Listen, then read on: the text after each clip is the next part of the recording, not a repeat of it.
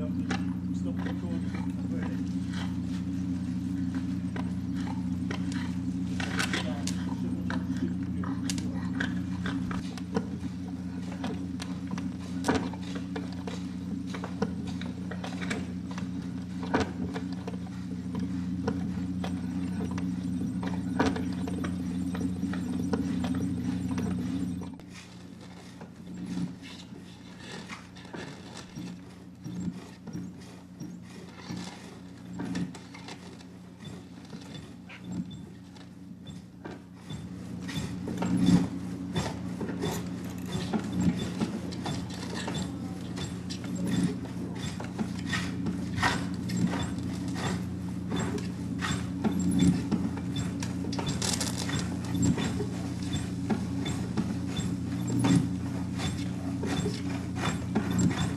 What we're doing is our interpretation of a log to leg race, which is a kind of recent invention where pole lathers sort of show their skills by running a race. And they start with a log and they crack it and then they rough it out on here on this horse and then they lathe it into a what kind of chair leg is that? Oh, a Windsor chair leg. A Windsor chair leg, which has got this kind of curvy shape. You can see that Tony's carved. Yeah, nearly. And the race is actually to do two. And the current record is 6 minutes for 2 legs. We've been roughing out the second leg, and we've been working since 3. It's now 4:30. So we're kind of a little bit slower. So we're making some legs, and it involves a process of chopping it, then roughing it out, and then making the leg, carving the leg out.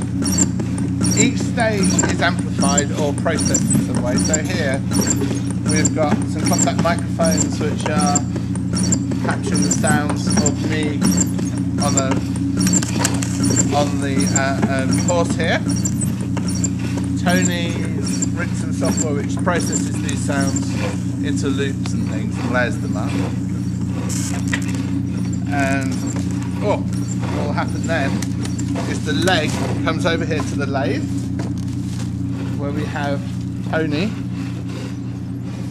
This is a traditional pole lathe starting from about the 1600s, I think, to 1800s. Current day, really. Current, yeah, well, we started up again, thanks to several UK people, really. We've got some sensors here that are detecting the shape that gets carved, the ones that got broken.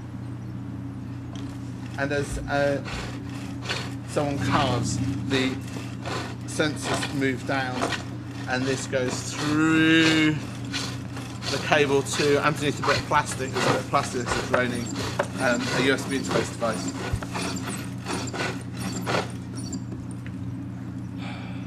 There's also another little sensor down there which detects whenever he puts it down, whenever we push the that's nice. Whenever he pushes the treadle down. And there's another custom-built software that we work on. We make all the electronics.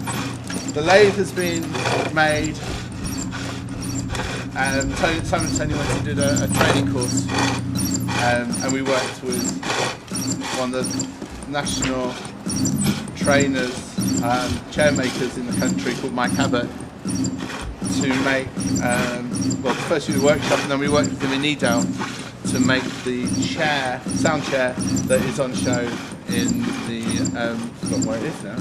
Showroom cinema. In the showroom cinema. And for that piece, we worked in Nidau, and we set our lathes up in our software in the rain, and we recorded it, and then we edited. We didn't process anything afterwards, but we edited it down to something a bit more reasonable, from about 3 or 4 or 5 hours to about an hour or 30 minutes worth of audio of different, exploring the process. So So this one is made in, Simon's made this in Super Collider, which is open source software, which is free. And what it's doing is taking a switch, every time Simon pedals it cycles through different beats. So every time the foot goes down it triggers, it cycles through a rhythm, I suppose. This goes through these little interfaces which you can see, which are quite important. Oh, right. You want to have a look in there? This is called the wiring. These are kind of open source interfacing projects. This one's actually brought over from Colombia. Right.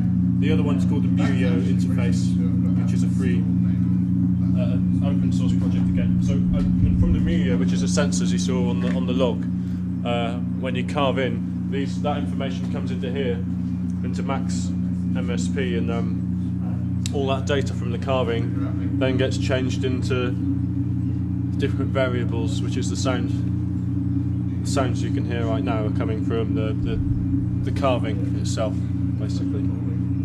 So yeah, that doesn't make any sense. Yeah, this is so you can measure the position of the chisel and then use that as the data in the computer. And yeah, these are the sensors. I think Steve talked about these, which go to the Muyo to sense the actual carving of the log itself, I suppose. Yeah, that's about it.